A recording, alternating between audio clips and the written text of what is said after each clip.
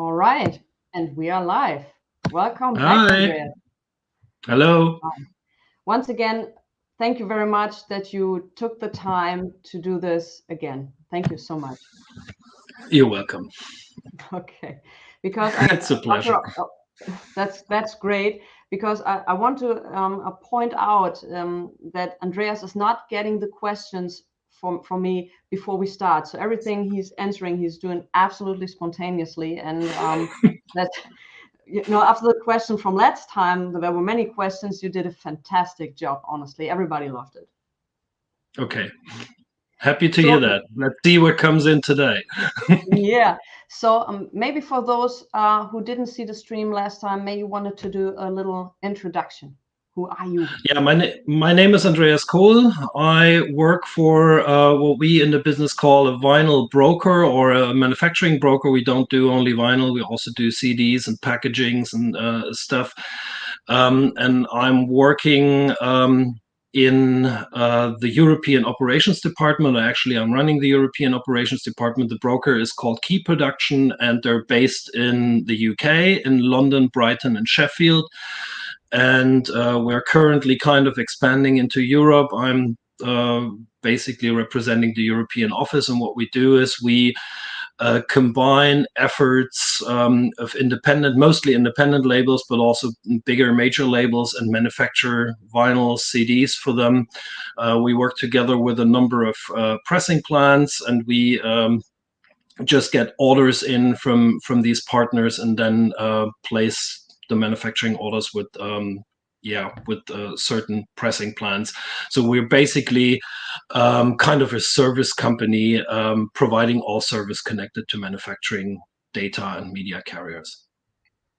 Thank you so much. So, like I said, I got a bunch of questions. Some were beginner questions. Some questions like they were very long, so I have to read them.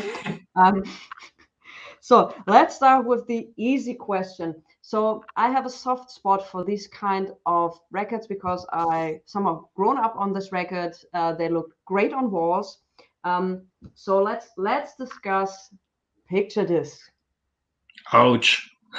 Yeah. So this one is from 1979, and picture discs were known, at least back in the day, for not having the best sound quality. So it's not really an audiophile thing. And for Record Store Day, I think this year some major band, I think The Cure or someone, is releasing a record also on a picture disc. So the question is, did the picture disc processing improved? Is it now sounding as equal as a vinyl record on black vinyl, as an ordinary record? What's your opinion about that? First, I have to say it didn't improve, and it never will, because the technology is completely different to what a standard record is. Basically, a standard record contains a compound made of polyvinyl chloride by 80% and a roughly 19% polyvinyl acetate, PVAC. That has a certain viscosity and floats in a certain way inside a pressing machine, and creates a surface that sports relatively low noise and has been tested and established for over 60 years. A picture disc is not being pressed on vinyl, as we say. It is being pressed on a foil. So what you basically have, hold on a second, I'll be back in a minute. Yeah, sure.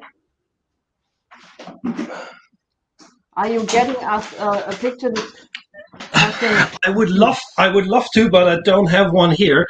See, if I wouldn't have known such questions, I would have been a lot better prepared. But let's try a few things.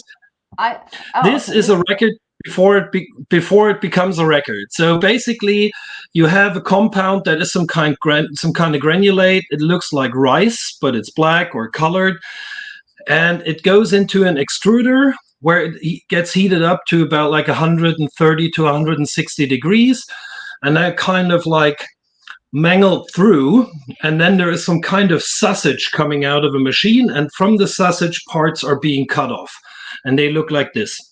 And this goes into a pressing machine, and then there's a label for one side and the label for the other side. Both go on top of this cloth, and then the machine closes with 130 to 160 degrees and 100 tons pressure, and this becomes almost liquid and floats to the outside of the machine, and what comes out of it is a record. With a picture disc, it's different. You have this cloth as well, and you also have the labels. They're just not as small as we know. They're bigger. They're like LP size, and on top of the labels goes a foil. And it looks pretty much, or is pretty much exactly the same what you imagine, like an overhead projector foil that you can write on. It's heat resistant, and it goes on top and on the bottom, and then the record gets pressed. So the sound information is technically not on vinyl, it's on the foil.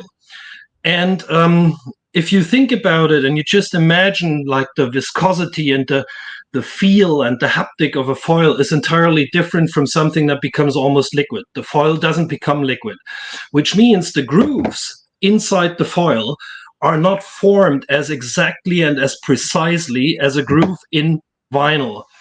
The edges are kind of round. The groove bottom is a lot more rough than it would be on a vinyl, and the groove bottom is the biggest issue here, because once it's not perfectly clean and perfectly smooth, if there's little bumps and little spots in there, this is being read out by the needle and by your cartridge and comes through your speakers as sound, and this is what we call surface noise. There is a surface noise in standard vinyl as well, but it's not as prominent and not as high as on a picture disc. So the quality of a picture disc will never, ever be anywhere near a properly pressed record. Simple as that. All right. So Mega Cologne wrote, I think the sound from new picture discs sound not that bad than they used to sound in the 80s. They must have been improved somehow. So we can say, no, they didn't improve. Technically, they didn't, which brings us back to what we discussed last time about the general quality of vinyl. I can't really tell how much difference is in this foil that is being used. It's probably has probably been improved. There's constant improvement of the pressing technology itself as well. Back in the old days, pressing machines didn't have automatic controls of temperature and pressure. This was all manually maintained with like manometers that had like little scales. Now this is all electronically, and it is like computer controlled. There is software attached to the machine who keep the pressure and the temperature stable, so that could indicate that the quality has improved slightly on this as well. Plus, especially the demand for picture discs is quite high, which indicates that some of the pressing plants are probably not see it as a special thing like they did in the past. It's more like a regular thing, and the machines might be a lot better calibrated nowadays. But the technology hasn't changed. The material has probably changed following restrictions, especially the REACH agreement inside the European Union, where no cancer-inducing additives are allowed anymore. So I would go as far as like, yes, it could be, but I wouldn't generalize it. It's the same thing as with other records, like each and every pressing plant can do good records, and it's all a matter of quality control. And if someone gets the impression picture discs nowadays are better, they're probably just lucky because they've been pressed at a factory that has a very, very good quality control. All right. So my conclusion is it looks great, but sound-wise, don't use it. Right. Exactly. Make the hole a bit bigger and put a clockwork in and hang it on your wall. That's what you can do with a picture disc. As you can read between the lines, I'm not a big fan of it. All right. So what we have here from Michael, I learned that even Blu-ray technique improved the quality of pressing records as they used some of these very accurate technical possibilities for vinyl. I would call this an urban legend. Okay. Why? Because it's entirely different technologies. It's like there's nothing compared. The only thing that might be here and there is on the mastering side. Since we moved from fully analog mixings and masterings in the 70s to fully digital mixings and masterings, there is probably special plugins that are being tested with Blu-rays first. I'm talking about Dolby Atmos and that kind of thing that made its way into mastering music parallel to movie and film mastering. And there might be a certain way of how dynamics are targeted in mastering as a vinyl that have been invented specifically for the 5.1 or 6 or 7.1. Okay, now Andreas is, at least in my stream, entirely different materials, and DVDs and Blu-rays are injection molded at any level. Andreas, at least on my side, you're stuck a little. Sometimes you freeze. Yeah, I figured this out as well. You did freeze as well, but my internet connection seems to be fine. But I think we gotta live with it. Okay, let's continue. There were some questions in the gallery. I marked them. So Pets Radio Vinyl Mania, I marked your question. So we'll come to that later on. So next question is, what you see here, I Make Myself Big, is obviously an Elvis record, but it's also a record you can't officially buy. It's a so-called bootleg. So, and you mostly find out about bootlegs because it's written study material, not for sale, promo. Some of these things are written on the bootleg. And there was also a question about the bootlegs and the counterfeit records. Like, I think with Led Zeppelin, this has been done very often. I think it's been done with many great fans. There have been counterfeits.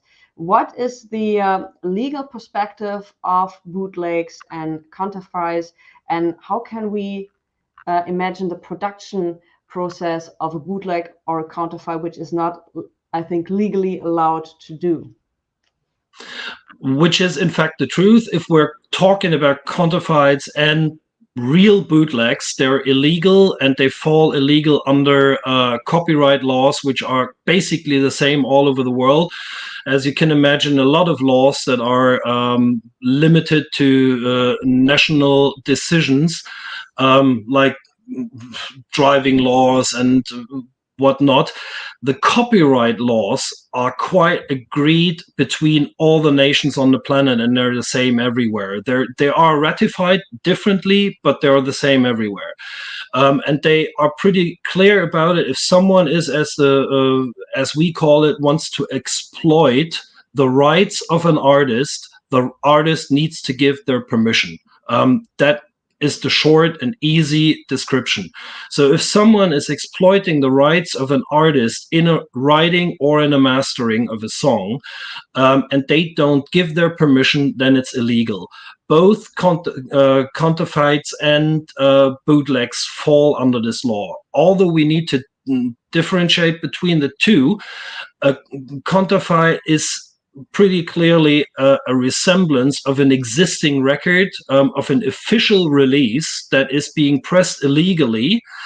And a bootleg is usually containing material that isn't being permitted to be officially released by the artist. And now it gets a bit complicated, because from time to time, artists even authorize bootlegs of live recordings and shows they do that are released by fans as bootlegs and then later become authorized. Nadine, can you see me? I think you're freezing now.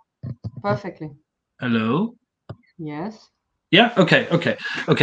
So there is an amount of bootlegs out there which are officially authorized. I'm thinking about the live bootleg series from bands like Pearl Jam, who have authorized all their recordings. Sometimes it's even artists doing their own bootlegs. They record their live shows and then they put them out on tapes or on vinyl.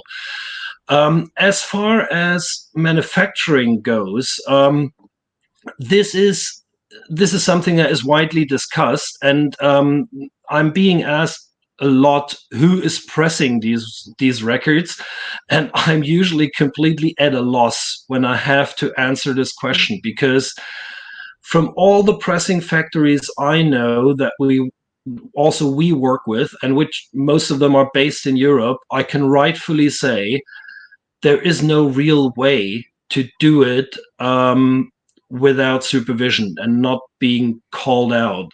Nowadays, each and every record pressing plant is kind of registering with the Copyright Control Association, which are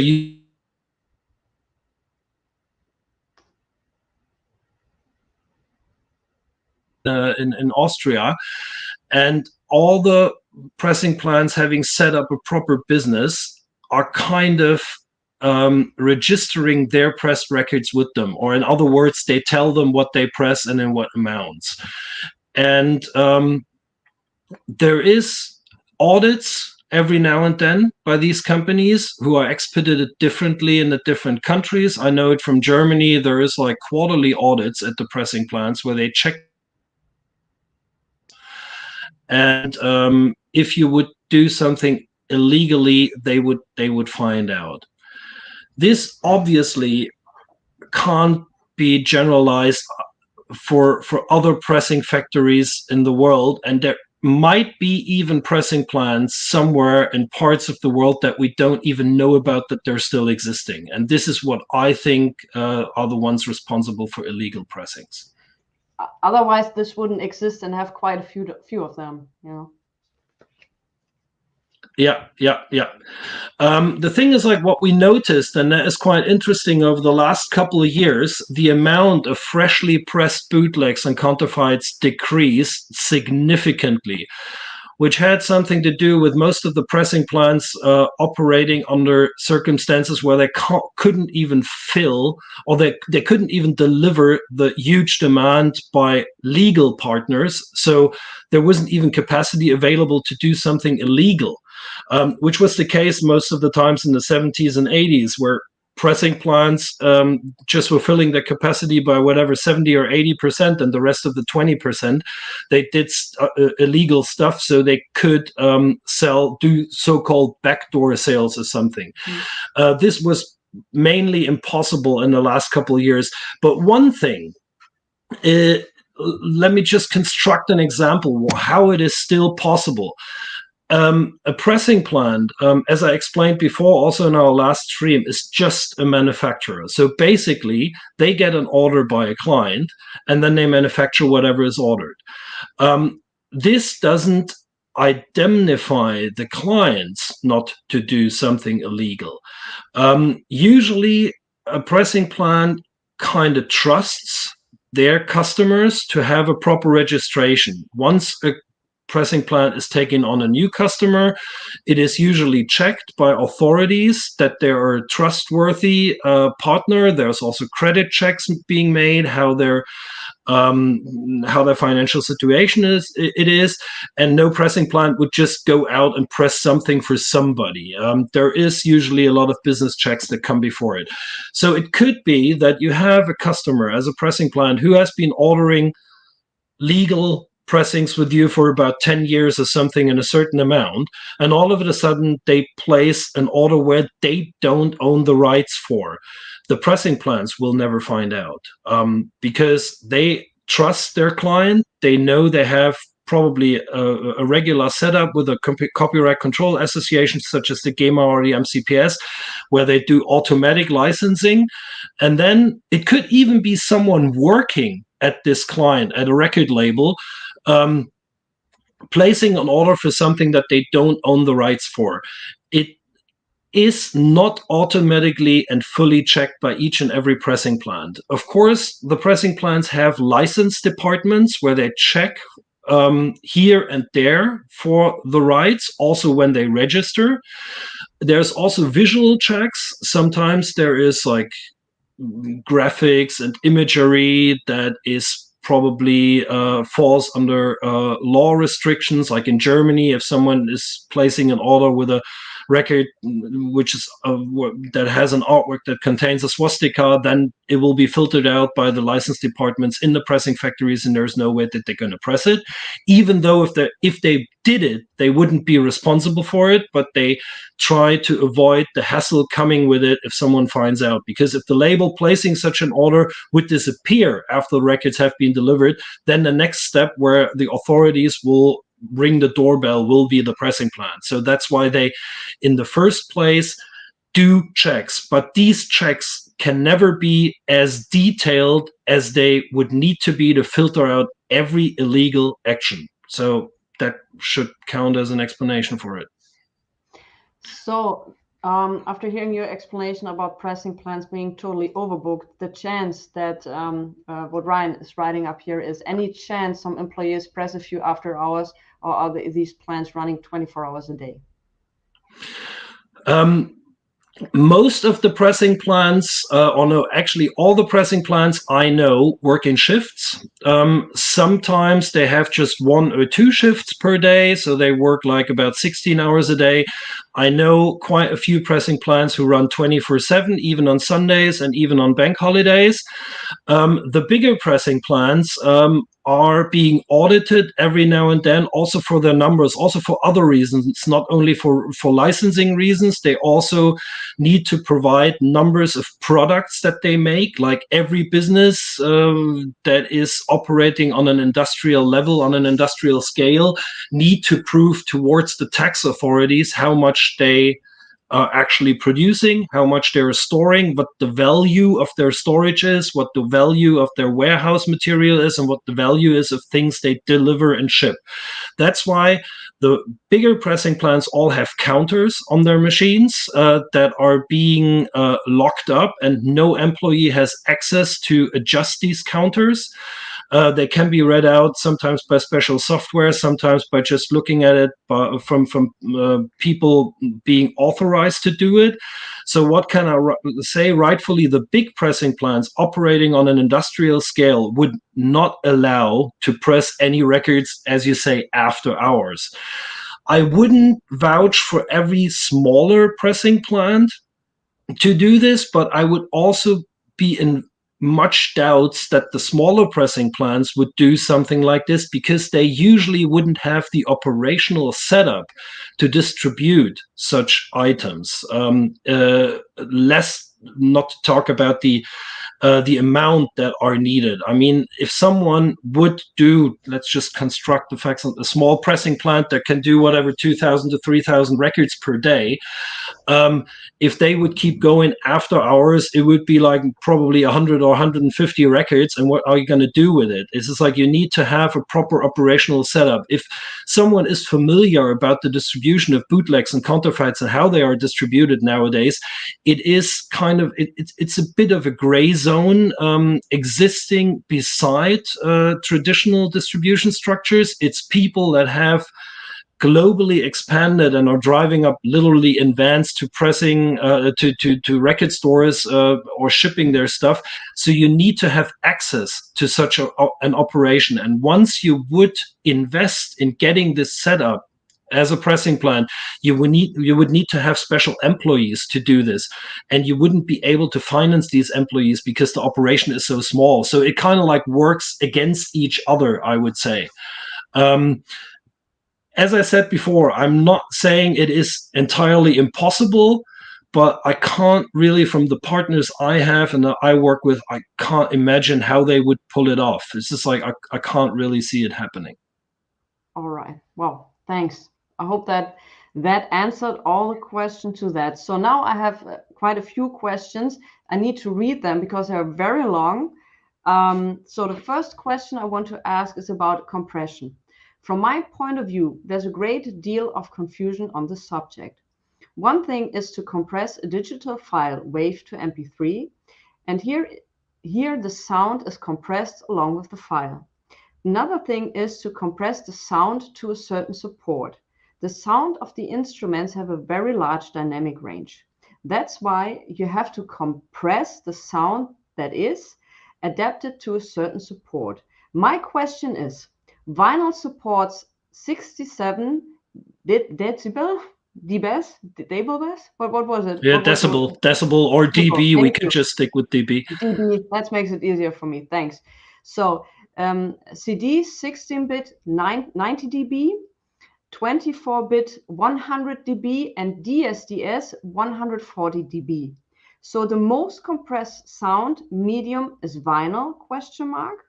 So the one where the real sound has to be eliminated the most, therefore the least real. 90 dB is sufficient. Usually speakers use 90 dB. Wow, that was a question. I needed a drink for that, I'll tell you that.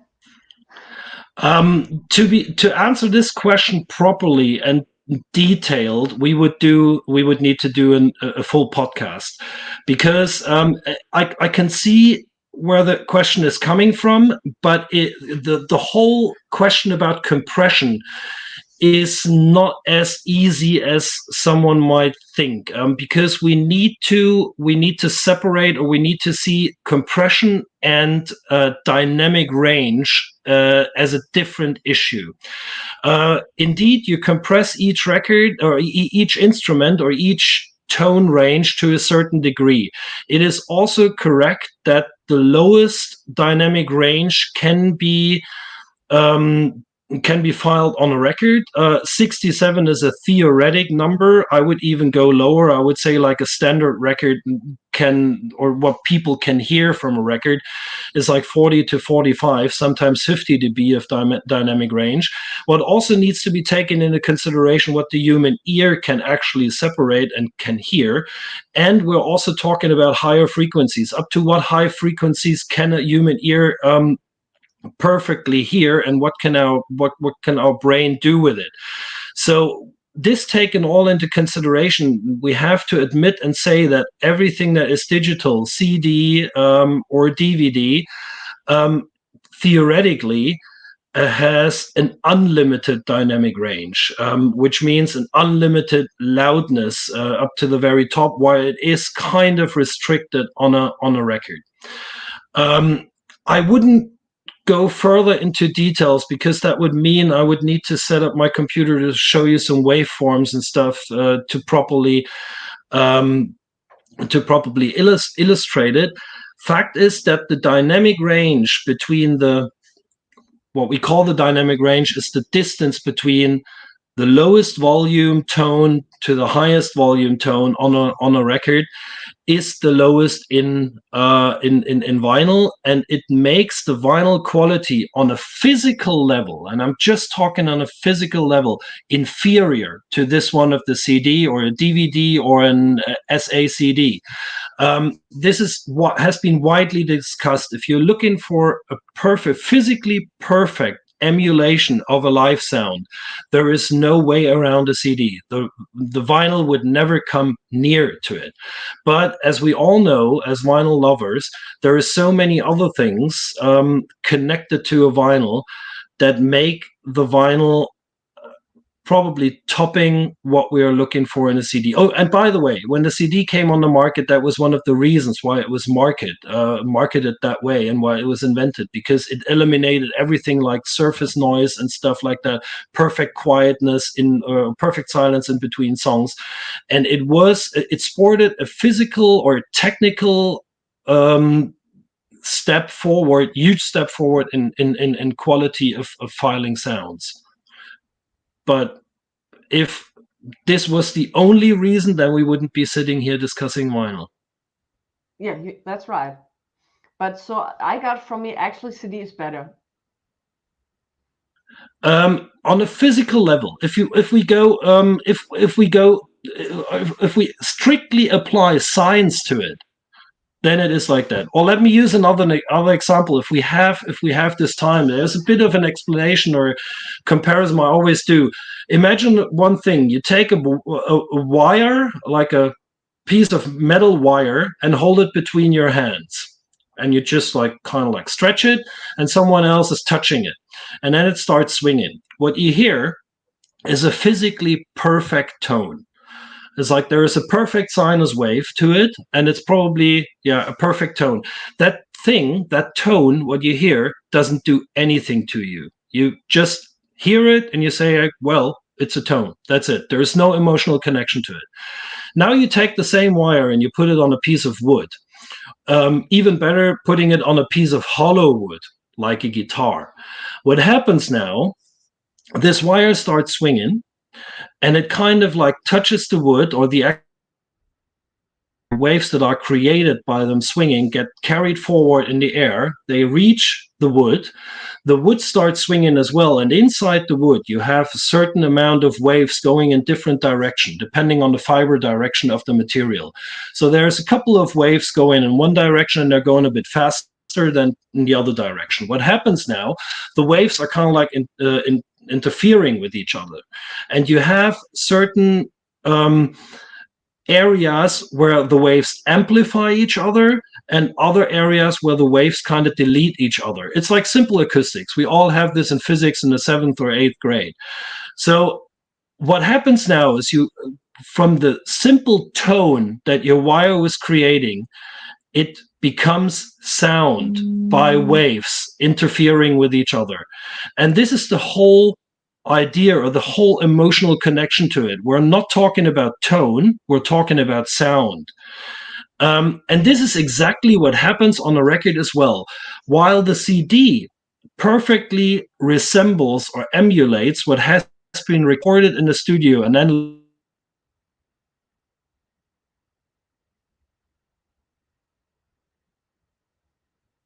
Right in the middle of a great explanation, I must say. I never heard it that way, guys. Very much liked it. again, but technically the CD itself, the perfect resemblance of what has been recorded, while a record is not.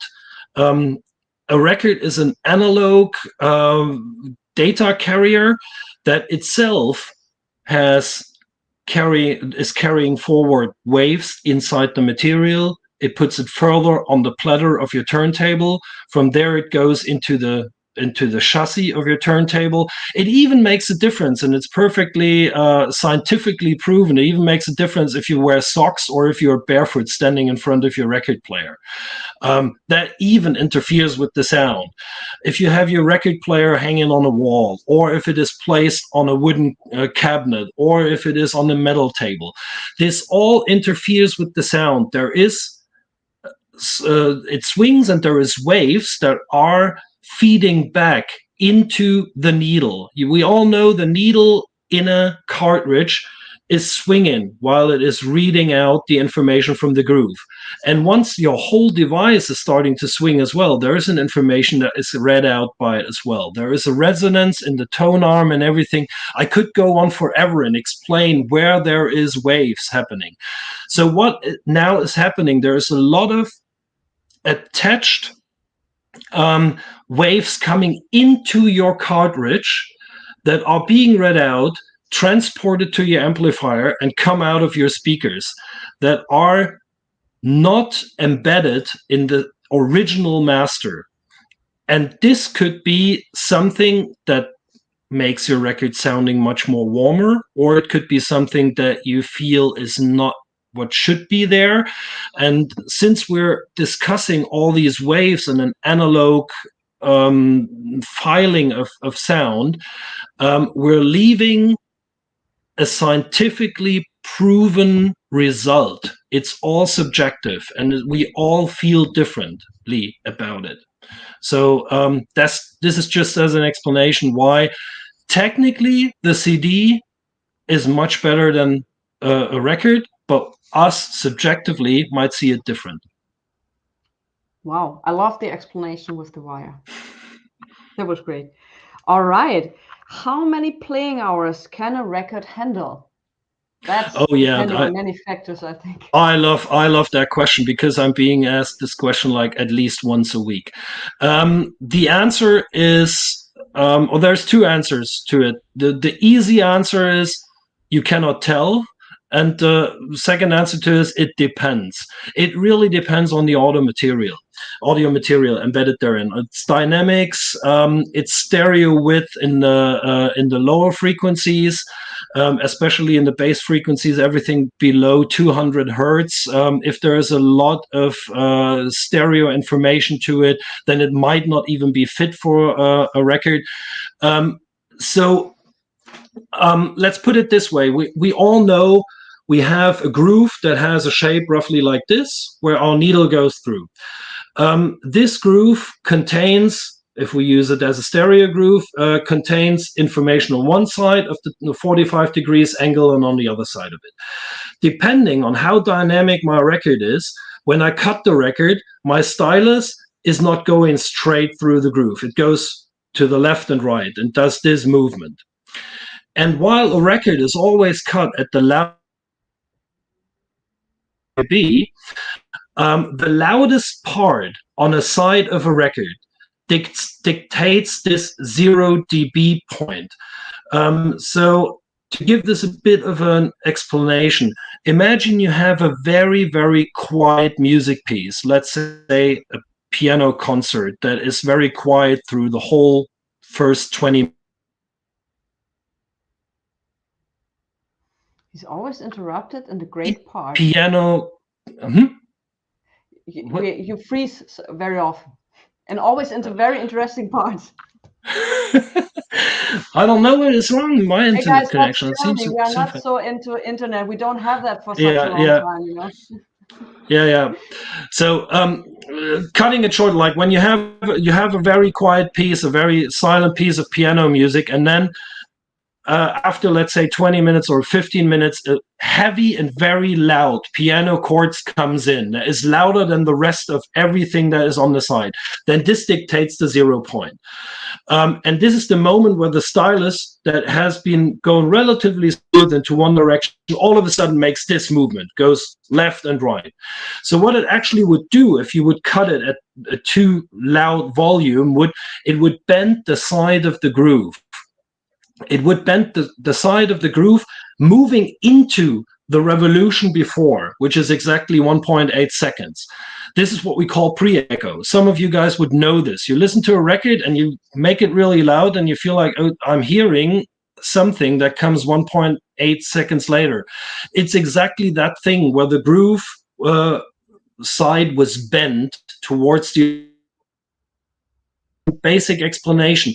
The width of the groove, the inner width of the groove, is variable. It's not always the same. And since we have one groove that goes into a spiral, the land in between groove needs to have a certain width so it doesn't get bent depending on the dynamic of the record. And that's why you can never tell, once you start cutting a record, how far to the center you will go. If you have a highly compressed record that has a dynamic range of whatever 20 dB or 15 dB, then you can fit much more on one side because the movement of the stylus is not that hard. And if you have a high dynamic music, like singer-songwriter stuff, piano concerts and stuff, you can't fit much. Like a ballpark figure is everything between 15 and 20 minutes is relatively safe because that always fits. But it could go much higher than this. I've seen records with 40 minutes on one side could discuss about why DMM can hold more music on one side, simply because the material where we cut in is harder. So the risk of bending the land is lower, which means that the revolutions of the groove can be much more thinner or much more close to each other. And that's why you can fit more revolutions on one side, which automatically means more amount of music on one side. So bottom line is, you can never tell. It needs a lot of experience to actually see this in the waveform of the material. If you're not as experienced as a cutting engineer, what you usually do is some kind of like a dry cut. You just start your cutting machine, you set the stylus if it would cut and let it move towards the center of the record, but you don't like cue it down to the record.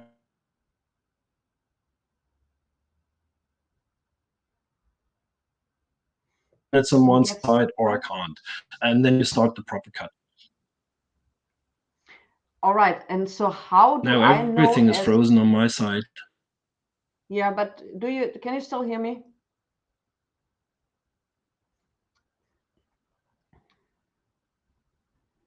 So guys, as you can see, the technical problems can happen the best. So I think Andreas will be fixing it up soon. So the next question. Oh, there he is again. You know what? I'm just gonna do something and try it. I'm gonna move closer to my router. Maybe that works. Yeah, so Just do by that we this. get a little tour of Andreas' uh, living room. But anyway, yeah. So right there were, but I still, as a user of a vinyl record, I still don't know how many hours, or how do I know that my record is now totally worn out. Like, for example, I buy a used record and I hear it. How do I know that it's actually worn out if I don't have the comprehensive tune OG from the time, which is near mint? You just disappeared. Can you repeat the last part again? What? Yeah, sure.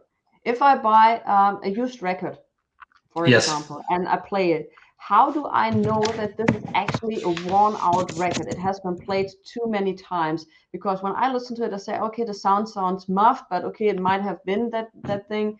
But if I would have an original mint copy from that area, and then I could compare that the sound is actually very good, and I have a very worn out record. How do I know that the record is worn out? Do I see that? Do I need to hear that?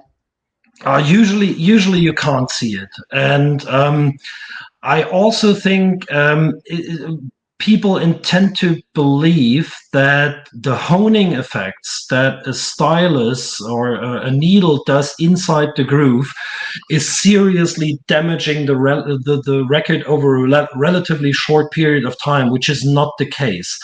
The material is quite hard, and of course there are honing effects, but they are not as drastic as to a massive degrading of the record.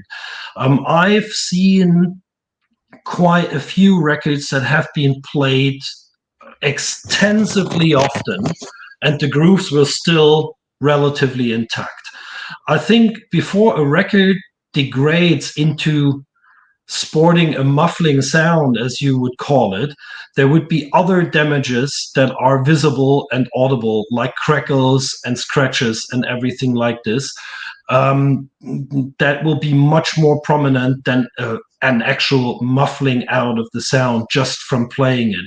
If someone treats their records well, and they're just being played by a perfectly calibrated or by a good calibrated record player, they could stand about like 20,000 hours of being played without audibly degrading.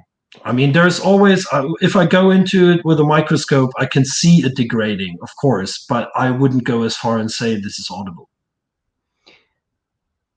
Thank you. So it's somehow it's an everlasting method to play music. That's awesome.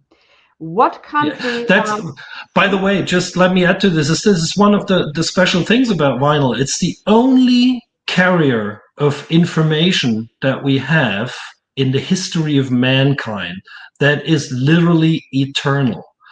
The records that we're having nowadays will still be readable in about 2 or 3 million years because it's analog. All you need, and we all know this, is like a needle and a postcard, and you can read the information out. Every other technology that we have invented in the past years to store information, tapes, floppy disks, CDs, will not be able to be read out eternally because the technology to read out the information will disappear. I hope they are not trying this with original Blue Notes, the needle and the postcard. Yeah. I hope so. I'm saying it's theoretically. They could do it with some newer Blue Note pressings because I know that some of them are really badly pressed. Okay. So from what country should I avoid buying pressings? Because No of comment. quality issues. No comment on this because for the simple fact that you can't pin down a delivered quality by nations. This makes absolutely no sense. There is pressing plants all over the planet now, like at least 20 new ones opened in the last couple of years, and there is no indication that specific countries have specific approaches to quality control. I mean, come on, this would be racist in the end if we would go as far. I was thinking about how do I, but anyway, you answered that question very well. So this question from Raji Studios, I hope I spelled that correct. Would a warped record have an impact on how quickly the sound would degrade? Because that fits perfectly to the next question. Yeah, I would say like this is again something where we have to separate an answer for a technical side and for something that is audible. Technically speaking, I would say yes, but it will depend on the warping itself. We have been discussing the warped issue on the last stream that we did. And this has been taken into consideration by a little bit of surveys and checkings by several pressing plants who found out that everything that goes up to like 3-4 millimeters in warping, like a relatively smooth wave, is not affecting playability. And the tone arm and how it is stored in its construction can easily handle this warping effect. It becomes complicated if the warping is higher. And it can become complicated if the warping has a certain shape, like kind of like a pyramid shape, where the needle goes up relatively steep and then falls down on the other side. I can't prove this technically, but I would go as far and say once we reach a point where a record is not playable because the needle actually really jumps, that is the point where it also would get damaged.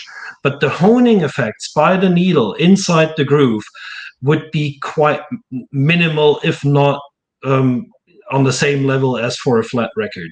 This all considered the fact you have a good calibration on your turntable, you're not using a crossley with a spring tracking force adjustment, and you're using an okay needle and everything is, and you treat your records well, you shouldn't be worried about a warped record being degrading faster than a standard record.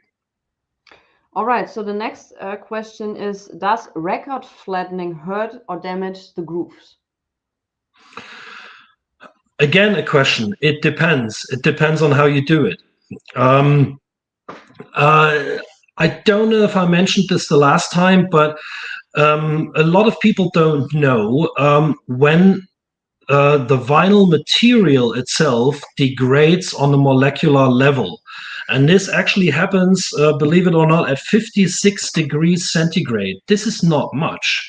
If you would put a record in your open sunshine, you can reach like whatever 70 to 80 degrees core temperature in a record relatively easy and relatively fast.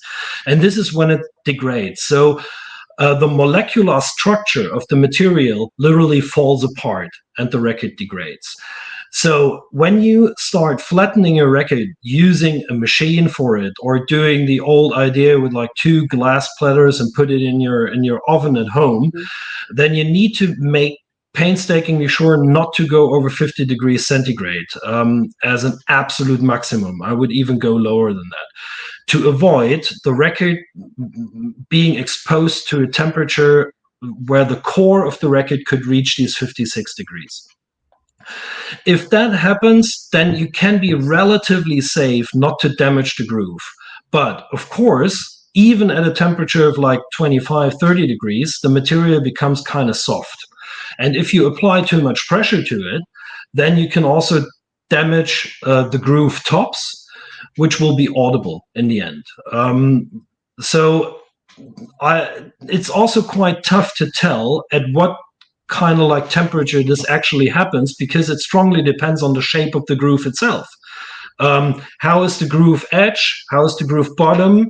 Has the record been played? How has it been polished or dehoned before that, or dehorned before it? Was the cut even done on DMM, or was it a lacquer cut? Because that also defines a different shape of the groove edge. So it's really hard to tell. It really depends. But I would say like people selling these record flattening machines have been doing extensive tests about it. And I would go as far and say they know what they're doing. I personally, and some people probably would like freak out if they hear it, if I have a warped record, I actually flatten it in my living room by putting it under a carpet. I have a floor heating, and I'm just basically taking two plexi plates and I put it under my carpet, between carpet and floor heating, and let it stay there for a night. And the next morning they're flat, and I'm quite okay with it. But I'm only doing this for like really badly warped stuff. I have quite an amount of warped records that I play as they are because, well, if they play and the music is great, that's all that matters. I flattened my record on an ORB record flatten. I think they're all OBR, ORB from Japanese company. And I had the impression when a record was warped at the outside and I flattened it, I got some kind of wave within the middle of the record afterwards.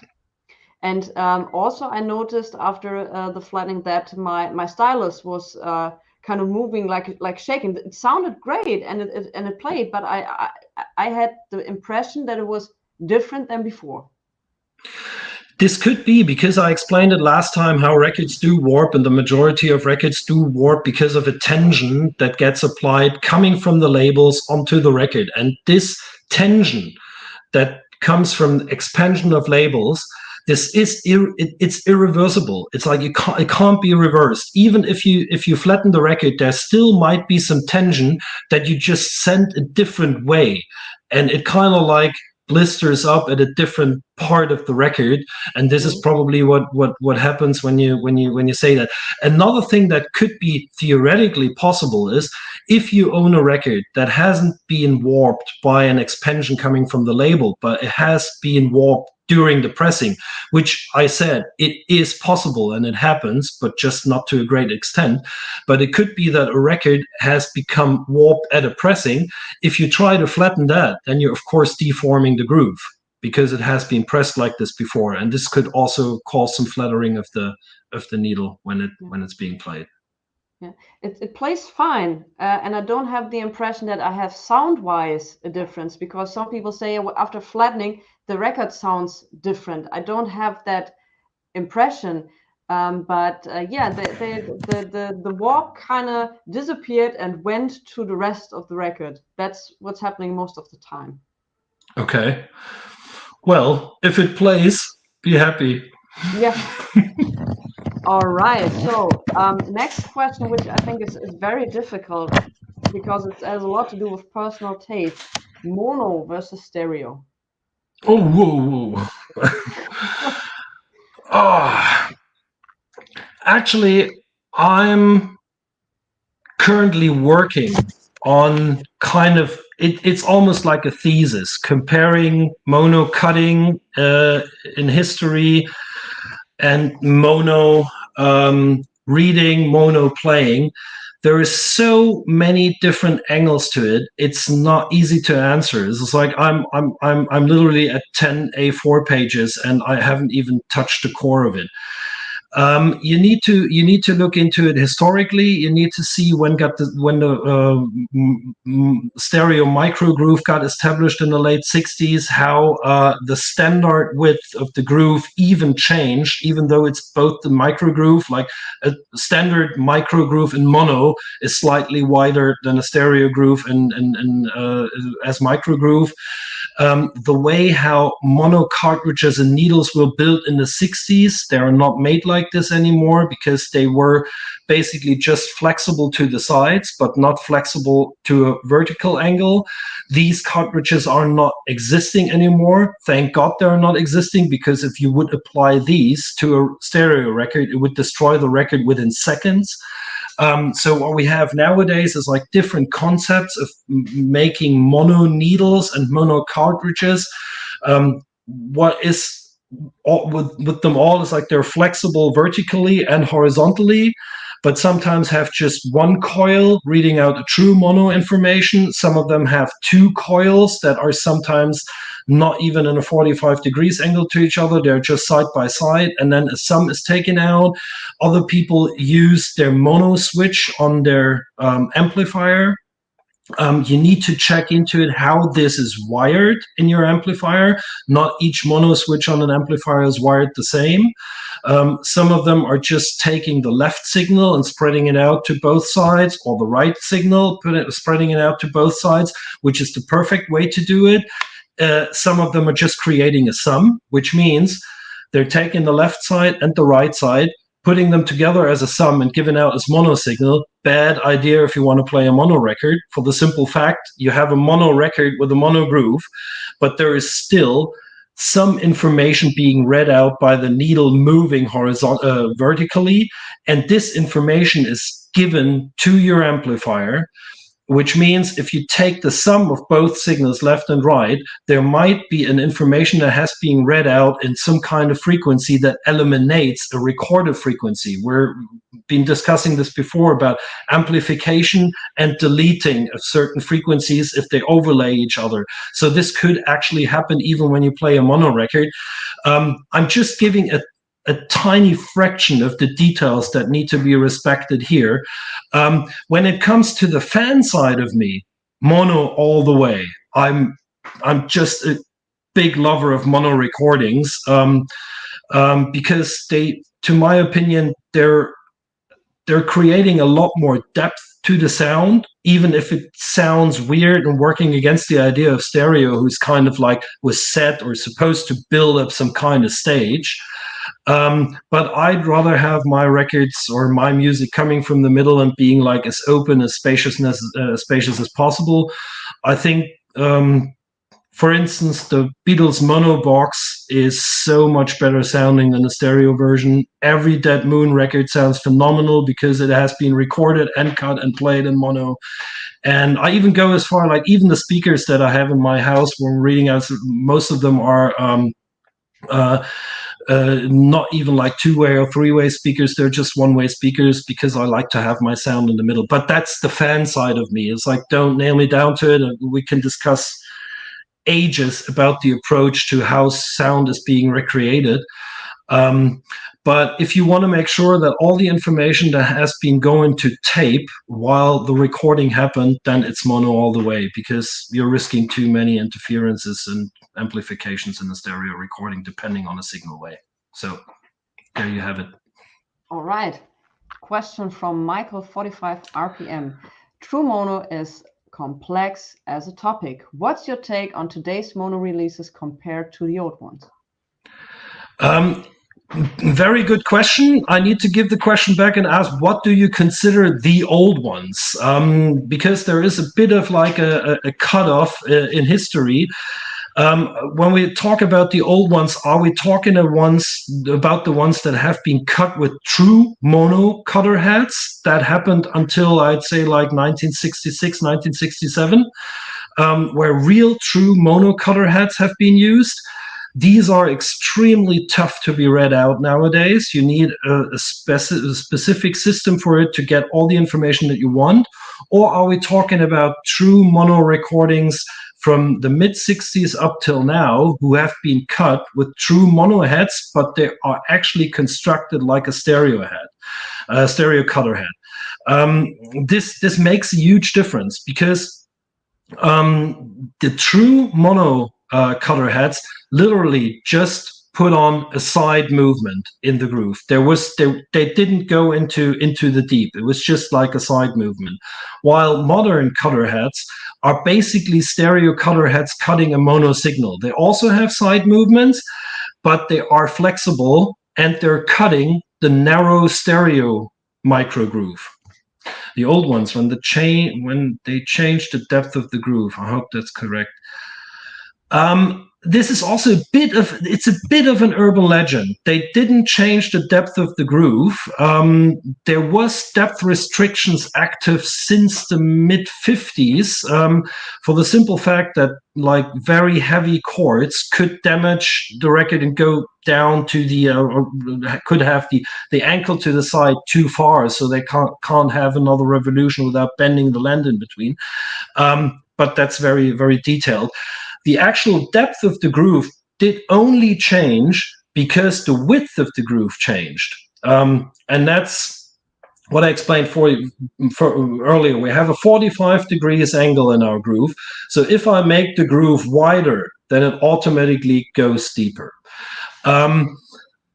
To answer the question, yes, the width of the groove was changed by, I think it was like 8 micrometers or something. There were roughly 50 micrometers back then, and then they changed up to like, oh no, they changed to 12. I forgot it. I have to look it up. It wasn't that much, but the recordings themselves and the information embedded in the groove is no difference between the older, wider groove and the newer micro groove. It all depends what kind of equipment you use to read it out. If you use the equipment that was designed for the other one, then the quality will be inferior. Or in other words, using a mono cartridge, if you could find one from the 50s, to read out a record that has been cut with a newer cover head in the 60s and 70s, it will I can almost guarantee that it will damage the record. And if you do the other way around, if you're using a modern needle to read out one of the old cut records, then there's going to be too much movement inside the groove of the needle, and you're not going to catch all the information.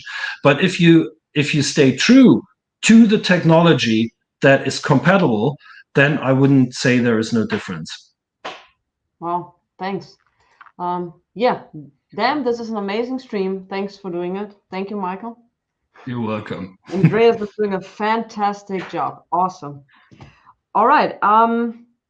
We have it in certain variations. We have it as cutout. We have it as drill hole. We have it as some cut on the bottom. And once again, a cut corner. So I know the backstory behind it, but maybe Andreas, may you tell us about the discounting system back in the 70s? These, why are some records cut out? Why they are damaged on purpose? As always, there is a very, very long answer to it. It really depends. Cutouts have been done since the early 70s up until like the mid 90s. They're not so common nowadays, which has something to do with the distribution structure of records.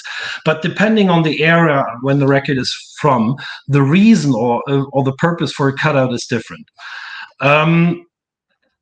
Let's go back in history and shed some light on how records are being distributed nowadays and how they've been distributed back in the days. From, I'd say, like the late 60s into the early 70s, something like a proper distribution structure on the international markets have been established that haven't been existing before. We all know the history of Sun Records, for instance, in the US, where just artists walked in, record something, the stuff that has been recorded has been cut and then pressed, and then you could buy it in the store that was attached to the studio. Some of the records have been shipped to radio stations where they have been played, and some of them have been directly shipped to record stores that order directly from Sun Records. That applied to other record labels as well, like whatever Chess and whoever we know from back in the days. When music became bigger and more prominent and recorded music became like a market factor and people saw like, hey, we could make money with it, like serious money, distribution structures started to establish. First of all, they were in the hands of all the labels themselves. So what they basically did, they made their warehouses bigger, they pressed more records, they stored them and shipped them directly to record stores. Until I'd say like the late 70s, something like press promotion wasn't even existing. There was no people doing like press work for artists. Sometimes an artist would have a manager, and the manager would take like a bunch of records in a tote bag with them to some concerts and hand it out to some people writing for magazines. There wasn't even so many magazines existing dedicated to music. That all started in the mid 70s, late 70s.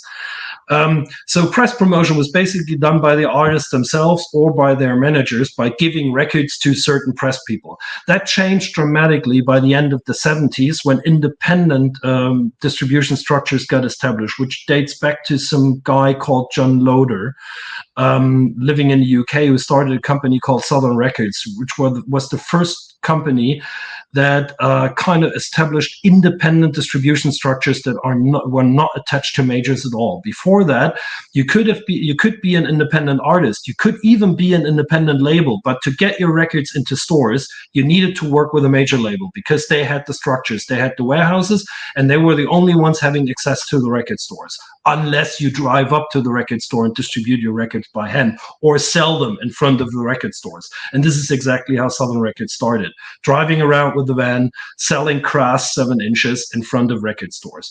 And this became an idea. It's like, why don't we set up a corporation like the majors have, with a warehouse, importing stock from the US, and then distributing it to several record stores and mail orders across Europe. Each and every in the distribution structure that we have nowadays, even major label distribution structures, are based on this model nowadays. So once the distribution structures got established, the amounts of records being shipped across the planet dramatically increased because the structures were there and they needed to be filled with content. That was the time when all these managers of the record labels or the managers of the bands couldn't do the press work on their own anymore. They hired people. It's like, I'm just going to manage this artist, I'm negotiating contracts, but you're going to be responsible for sending some of the records to the press people, and then you call them back 2 weeks later, hey, do you want to do an interview? You want to write a review about it? Should we place an advert in your magazine to finance your structures a little bit? This is how press work is established. And all these people received original records. Now, to avoid that these people are bringing their records to the next store and sell them for face value, they needed to be marked somehow. They needed to be made invalid. And that was one of the reasons for the cutouts, but just one. The other reason was, once the distribution structures established, as I just explained, something like commission sales structures were also established. Or in other words, there were big record stores, chains like HMV or other big ones that said, you know what, label, we would, of this new release, we would store probably like 100 copies in our high street store and buy them from you and then sell them to punters. But what if you give us 500 and we're taking a bit of a risk? We're putting 500 in our high street stores and see how many sell. And you give us a time of, let's say, 6 months before we pay them. And if we don't pay them, we return them to you. And the distribution companies and the record label said, that's a very good idea, let's do this. We don't need the money automatically. We just give you a little bit more and then you return what you don't sell. When the returns came back, we all know records are packed in a sleeve. Some of them were damaged. Some of them couldn't be sold anymore, but they were still in good shape. So what the distributors did, the returns that they got back, they could sell them for a lower price. And to make them invalid, they applied all the same cutout to each one of them, just to devalue them slightly. Here we have reason number 2 for cutouts. There's 2 more coming. I tried to make them short. The other reason is also connected to the distribution business is so-called deals that big distributors used to do with retailers. They do like 10+1 deals, 5+1 deals, 2+1 deals, which means they're selling 5 records to a store and they say, if you take 5 of these, then you get 1 for free. Now they need to avoid that this store returns that one that they got for free and get their money back, because that would be a business where they lose money. So they need to devalue them somehow if they come back. That's another reason. And there's other reasons that are have something to do with vertical price binding, which was existing until the early or the late 60s in Germany and in other countries.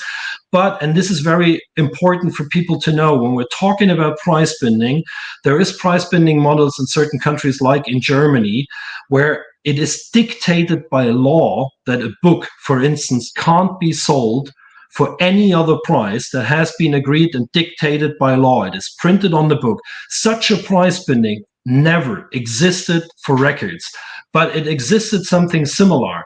There was contracts, especially until the mid or late 60s, there was contracts between labels and corporations and sales outlets not to undergo a certain agreed price. So basically the manufacturer or the issuing label dictated the record store at what price they are allowed to sell that record.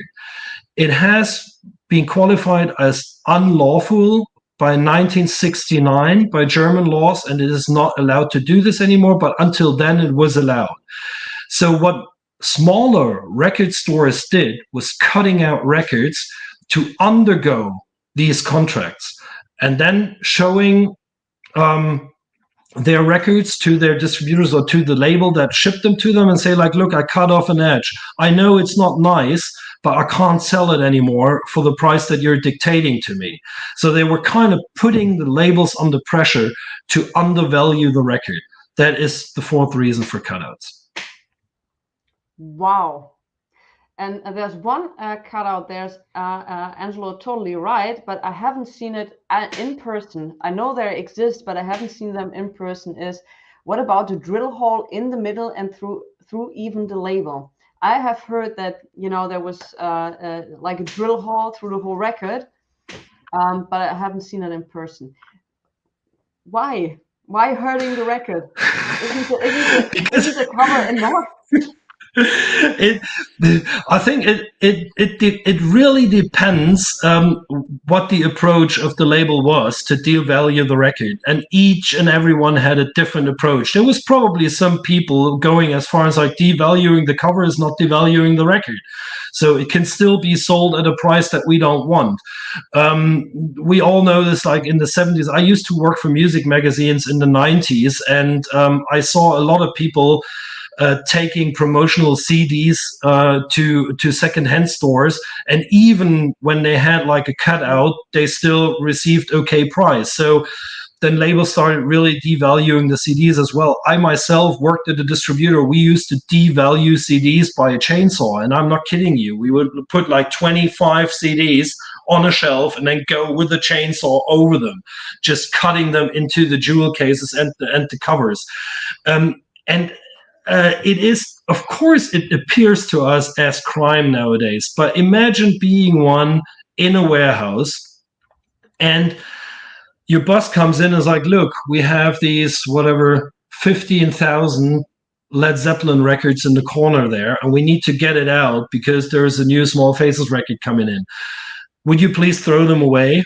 And then you're an employee of this company, you go like, can we just do cutouts and then still sell them because I don't want to throw them away? And then the boss says, yeah, but you have to devalue them proper. You doing that to CDs finally. You have to devalue them proper. And there is probably someone who went a bit too far and said, I'm going to fucking drill a hole through the cover and the record, and it's properly devalued, and we're not gonna get more than like $2 or whatever, $1 back for it. It really was a decision of the corporations and labels and distributors themselves how they did it, and that is the reason. On the other hand, if it's a 7.5 millimeters hole that they drill through it, put it on the thorn. It might create some good psychedelic sounds if it plays out of center. It really depends on the record, though. Yeah, sometimes I think Michael wrote somewhere in the comments that he actually bought a record which had a cutout, a drill hole or something like this for quite a few bucks. I think 450.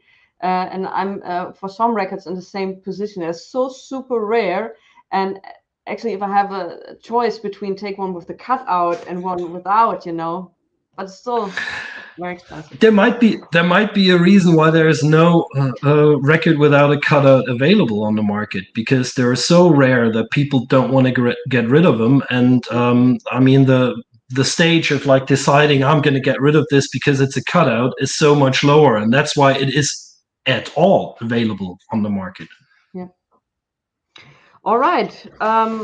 Could you explain what a groove guard is and also what a deep groove is?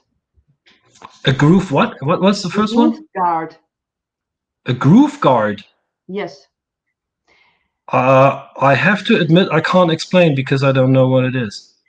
So I also checked that because I'm trying to prepare myself as good as I can with all the very complicated words sometimes I'm getting. So as far as I understood, a groove guard was somehow done to the label or close to the label, especially for records being used in jukeboxes. So that the part where the music...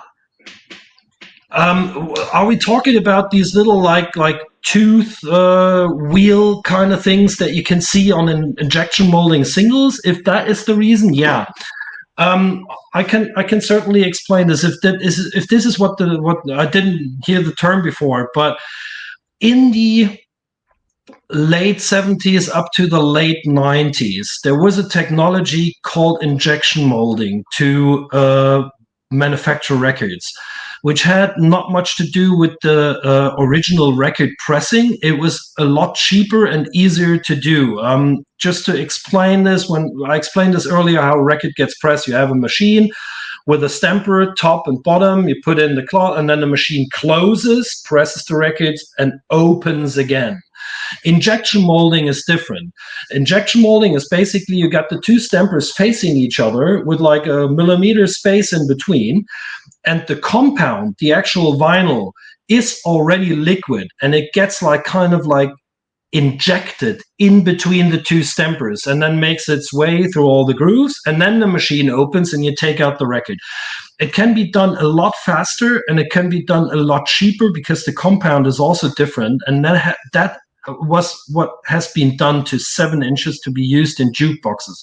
The quality is drastically inferior to a standard pressed record, but since the injection molding doesn't require to have a label so the machine can open properly, all these records do not contain labels. You might have seen them in bin boxes in some like secondhand stores. They have what we call a tampon print. It is like there is just some ink, usually silver or blue, applied to the record itself. It gets rolled on it. And the shape of the record allows for different kind of like what you refer as groove guards. Some of them have like little tooth wheel shape around the label. The label itself looks like debossed. And this, I would assume, has to do with the technology of the jukebox they were pressed for. We know there's like the bigger ones are Wurlitzer and Victrola, but they also had different technologies. So I think it has something to do with this, or maybe even with 7-inch changers that have been used in radio stations, especially in the early 80s. A couple of radio stations would run their night programs with specially designed 7-inch changers that were running automatically, where no one had to put on a record. They just switched it on when they left the studio in the evening with whatever big pile of 7 inches on it, and then they got changed and played during the night, and sometimes someone looked at it and filled it up. So this could have something to do with it, but it's a good question. I think I'm going to do some research on it. Yeah. All right. If you're a jazz lover, because I'm hearing this all the time concerning jazz records, but I'm sure it's been done on other records, is what is a deep groove? I have to give this a pass. And for me, a deep groove is an extraordinary deep groove, as the word would indicate. But that is, I wouldn't see it as black and white, as like an extensively deep groove. There is no adjustment to a cutting machine where you just adjust a groove to be wider than the other one, because that would indicate it to be automatically deeper. The thing is also that there is a strict limitation how deep a groove can be on a lacquer cut, because we all know like a lacquer that is being used for cutting is a metal plate that is covered with some kind of compound, and once you get through the compound on the metal blade itself, if you put this into an electrogalvanic bath and there is the metal part showing through, then you will shorten the metal bath and you burn the lacquer. As far as I know, there is nothing like two different ways of how deep a groove can be. So I would need to do some research on that. I have to admit. Okay, guys, so there's food for part number 3, I think. All right. So a question I got in, what is your opinion about this new hipster thing, which is happening for quite some years, audiophile? Do you think that's a marketing scheme? Do you think that's that really exists? What is, in your opinion, the fuss about audiophile? Well, my opinion to it is a word that comes from Greek language, and it can be translated into loving the hearing. That's what it basically says.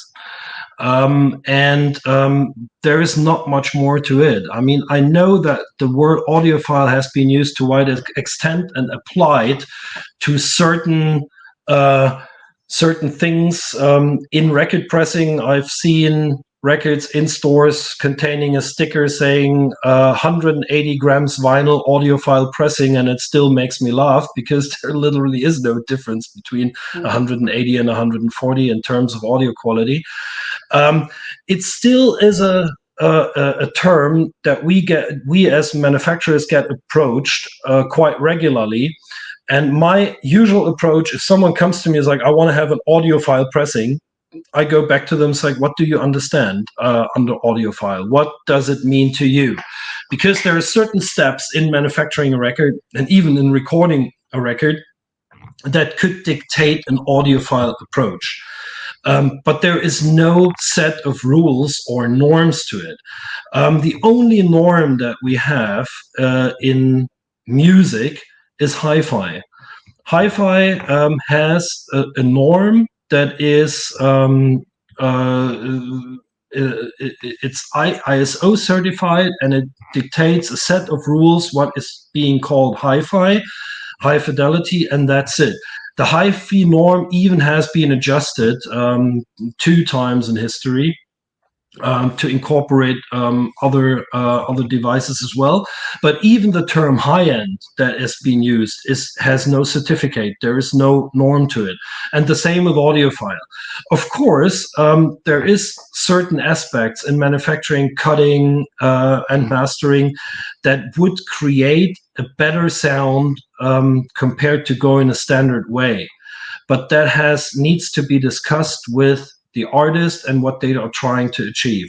To me personally, audiophile would mean starting in recording an album fully analog and not digitally, even though other people might see this differently.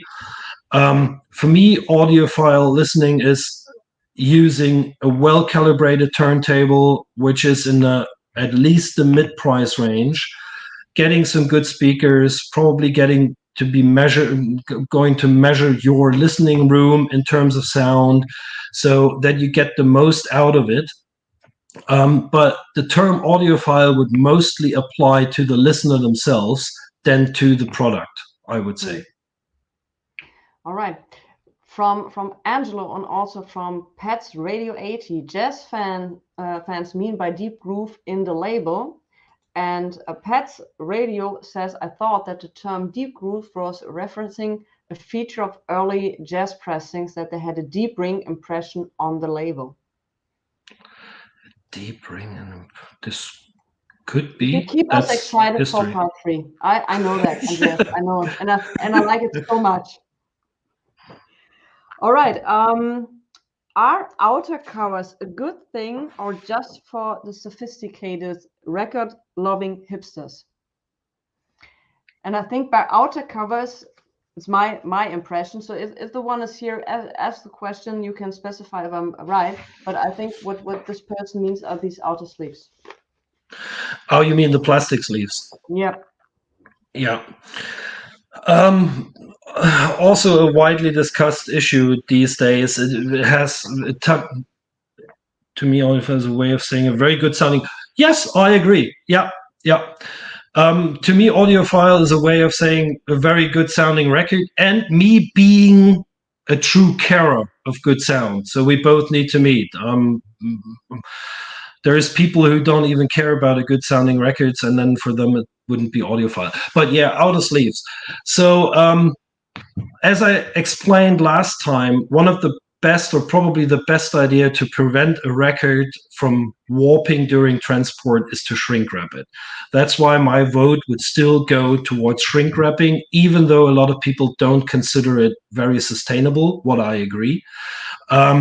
There needs to be some research done of some kind of like compostable material being used as shrink wrap. It is literally not existing yet, but there's people working on it. Once we put on another sleeve around it, like a plastic sleeve, and sell records without shrink wrapping, we have the choice between different materials. We have PVC sleeves, we have polyethylene sleeves, PE sleeves, which are the ones that you just showed. That's PE. PVC are usually a bit more clear. Then we have OPP sleeves, which means orientated polypropylene. That are the super crystal clear ones, usually with a glue flap. And they all have different effects to sustainability. For obvious reasons, PVC is the worst, especially since there is at least a theoretical chance that PVC sleeves are gassing out and starting to interact or react chemically with the record in between, especially when you put a picture disc straight into a PVC sleeve. If anyone is doing it, listen to me, don't do it, take it out, get a different sleeve, because it's going to destroy your picture disc over a certain period of time, because there's a chemical reaction to it. That's perfectly normal. Also, if you're having like older laminated sleeves around the record, like especially the lamination that has been used in the 70s, sometimes contains the same additives as PVC sleeves, so they can become sticky. That's why my vote would go against PVC sleeves, even if they feel and look kind of classy. PE all the way, what you just showed. It's very good to protect the record, especially in the on your shelf at home. And I think that doesn't need much explanation, because every one of us would know putting a record in something that protects them is always a good thing. But we need to consider sustainability. It only becomes a sustainable product if you get the PE sleeve and it sticks with the record for the lifetime. If you throw it away, it's not sustainable anymore. And it harms the environment much more as this tiny little bit of fraction of shrink wrap that you throw away. How do you store your records? Do you put the records outside of the cover and then in a sleeve? How do you store them? I usually store my records as they come from the plant. If they're shrink wrapped, I'm doing the jeans thing, as we call it. I'm just open the side to get the record out. And this is how I'm going to store them in my shelf. I have some high valuable records. I usually store them in these OPP sleeves, the one with the glue flap, because it protects them from gaining dust. My DJ LPs, I'm putting into the PE sleeves that you just showed, because it makes them easier to handle and it doesn't scratch them as much if they're on the DJ table. There is a few of them where I even leave the covers at home and just take the naked record into a PE sleeve. It really depends on what a value that record has for me personally. It doesn't mean it needs to be like a monetary value. There's a few records where I just know I could rebuy them for like €2, but I still treat them like a raw act because they kind of mean something to me. So they're protected, and it really depends on the purpose. There is a certain amount of records that I own that I play rarely. I don't own any record that I have never played. I'm not one of the people that just buys a record and puts them on the shelf. Sometimes I kind of regret it if I see what value records could have on Discogs, I sometimes think I should have bought like 5 of them and store them for 20 years to become rich from it. But I think I missed that exit on the Autobahn now. So it really depends on the purpose. But my preferred way of protecting a record is the glue flap OPP sleeve, because I think it's the best. All right. Concerning protection. No. Great question. I have the same. I have these from a company, Vinyl Storage Solution. It's a great company. They have these dual sleeves, and I love them perfectly. What I do have here in hands is a Quadro disc. And the question or the myth about this is, if you play a Quadro disc on a normal stereo system, you ruin the Quadro disc. Again, a question with an answer that can be brought down to it depends. This is an RCA pressing, I see. So does it have any mention of super vinyl on it?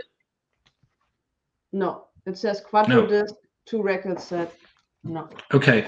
The thing is, and it also depends, there's like 3 different technologies for quadrophonic recordings. 2 of them are rather emulating it by what we nowadays would call software.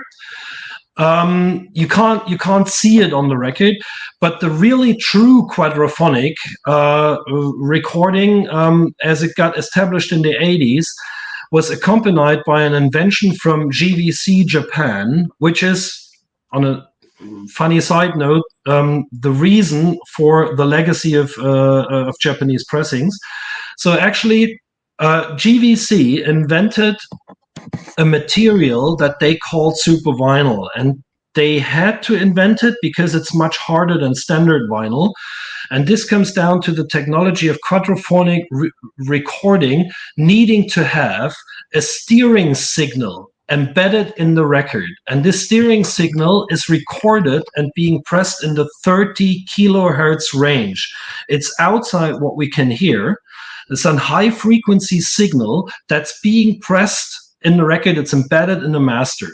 And now, if you press this on a normal record, like a normal vinyl record, as we all know, the 30 kilohertz range is very prone to degrading. Just a few plays, like whatever 30, 40 plays of the records, that signal is going to be so much degraded that it can't be read out anymore by a quadrophonic stylus, and it can't be decoded by a quadrophonic amplifier.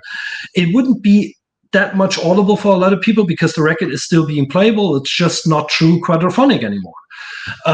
To avoid this problem, super vinyl got invented by GVC, which is a material that is much harder than standard vinyl. Some of you guys might own a super vinyl pressed record. If you hold it against the light, you're going to see it's like a rather brown transparent, while it appears to be perfectly black when it's on the turntable, but if you hold it against the light, it's kind of rather transparent. This is from 1973, so this is not late 80s or something. I think quadrophonic was also done by RCA in the beginning of the 70s. The technology got invented in a time, I'm not entirely sure when GVC came on the market with super vinyl. I would need to look it up. It could have been much earlier than that, but I would doubt that this is a super vinyl because it's not. So to answer the question, as long as it is not a super vinyl pressing, the risk of degrading the 30 hertz signal by playing it is very high, but it doesn't is limited to playing it on a standard turntable. It would degrade on a quadrophonic setup as well, just because of the honing effects that the needle applies to the record. So I would have bought a high-end quadrophonic system, bought a bunch of these records because the system back then was quite expensive, knowing that I only can play this record for a certain amount of time before the enjoyment of it is gone. If this record is truly one that needs a decoding of the steering signal, it could be one of the other two quadrophonic ideas that it would be a bit too complicated to explain how they work. But it can be said that only the one with the 30 hertz signal is true quadrophonic because it tells the amplifier where to put which signal. The others are kind of emulating a quadrophonic sound. I would say the chances are pretty high that what you own there is one of the what I would call software decoded quadrophonic recording. I never dared to play it because I thought I ruined it. And you need a quadrophonic amplifier. So I don't have that. So but I've heard if I play this on a normal system, it's still great because the mix is different. This could be true, yes. Yeah. All right. So guys, we're going to wrap it up. I have marked some questions from the gallery. Let's get some questions. So that was at the beginning, that wrong about the CD. It's just 40 years. I think that was when you said that the vinyl in even in 1,000 years could still be read or heard. So that Vinyl Mania is now saying, well, we don't have experience about that. I think you misunderstood me fully. I'm not saying that the CD will not be readable anymore. That is a discussion that has been going on for long. I mean, I personally own a few CDs that are not readable anymore, where the silver layer kind of like disappears, but this is not what I was referring to. I'm absolutely and entirely sure that there is CDs out there who would still be in perfect readable shape even in 1,000 years. What I'm saying is that the technology of reading the CDs, the technology itself is going to disappear. I'm talking about the players. I'm talking about the lasers and the calibrated lasers, and the players will disappear. When 5 1/4 floppy disks came on the market, every computer on the planet had a drive for it.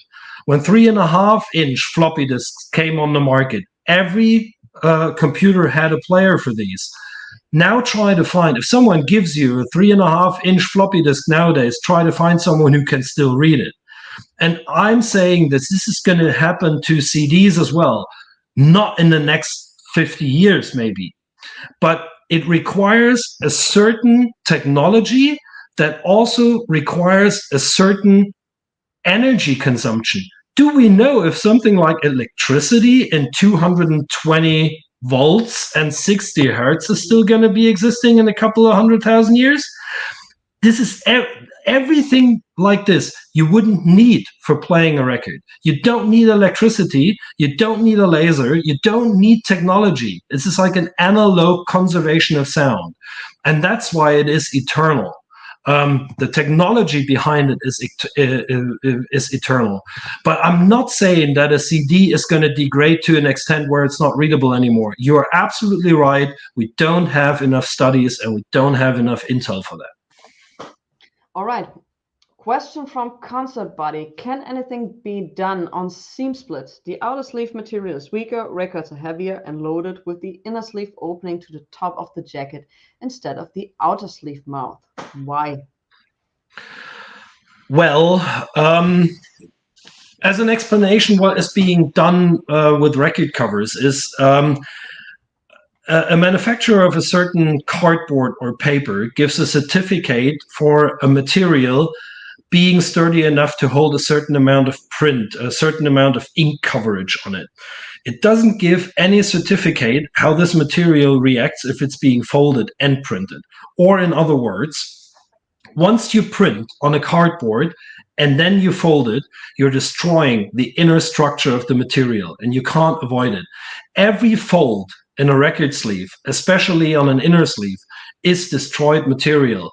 And the manufacturer of the paper would go as far and say, like, I'm not making my paper for you to fold it 180 degrees.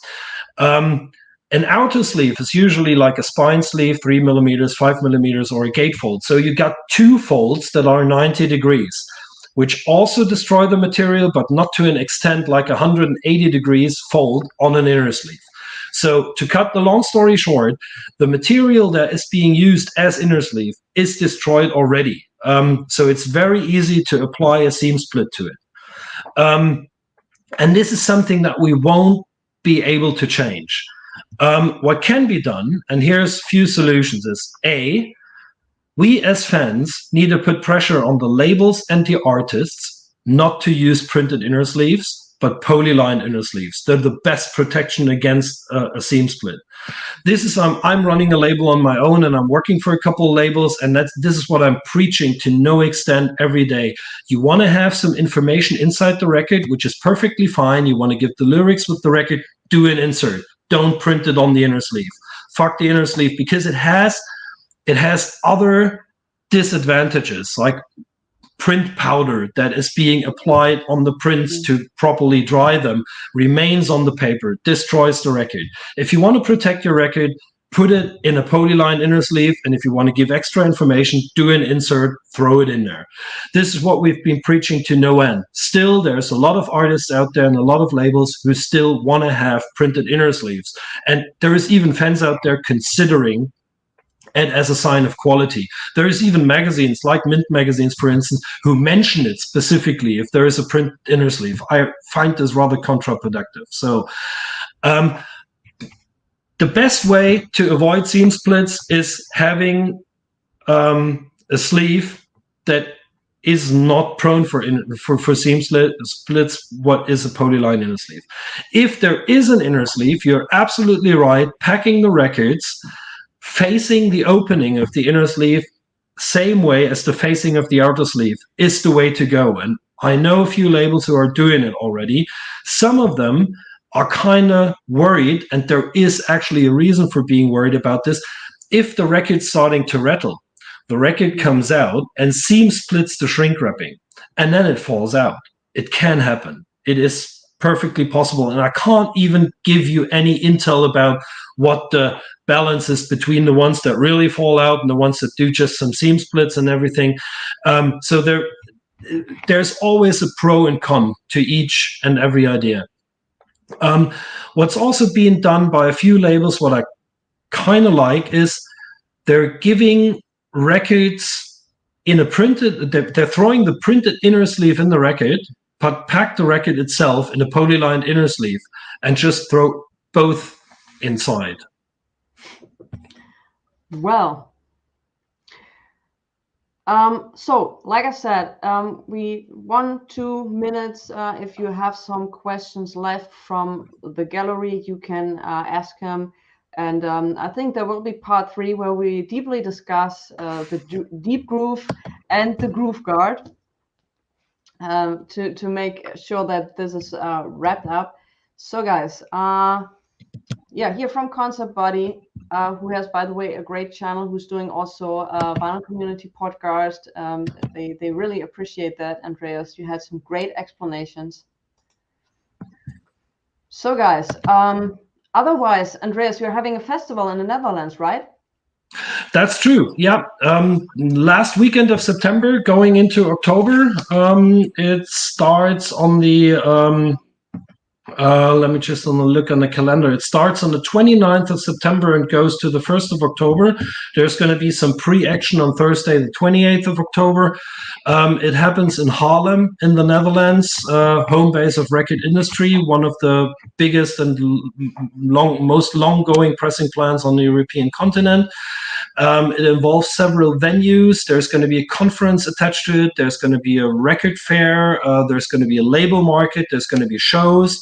And then there's going to be a lot of discussions. And everyone who has a love for vinyl should be there. That's all I can say. All right. So I try to be there. Yes, please. we can do a live stream from there. Yeah, that would be great. We'll work something out. Also, I got many mails concerning or our soul stream with John and Eve. Why didn't it happen last month? actually we had some schedule problems, but it will actually happen exactly in 1 week. So don't worry, live stream, Soul stream will happen. So if you guys don't have any other questions to Andreas, who kindly answered all questions with great explanations, especially with the wire, that was awesome. That was my favorite part. Thank you. Like again, Andreas, thanks so much for taking the time doing this, and also for changing places, because that very much helped. Okay. No issues with it. Mega Cologne, thanks for watching. Thanks, Angelo. By the way, I enjoyed your album, Grace, very much. Very much. Was done analog. Great album. Yeah, thanks each and every one of you who joined the stream, who asked questions. I think Andreas and I, we had a blast. We enjoyed it very much. And I would say I collect questions for stream number 3, and we're going to do that. So like I said, thanks, Louis. You had a great question. You was the one with the DB question, with the decibel question. Okay. Yeah. How do I spell that? Decibel? Decibel. Decibel. Yep. Okay. Now that we are Decibel. done, I got it. Decibel. Okay, I'm learning that. Okay. All right. So thanks for watching, guys, and we see each other next time. Have a great week. All right. Bye. Take care. Have a good weekend. Bye.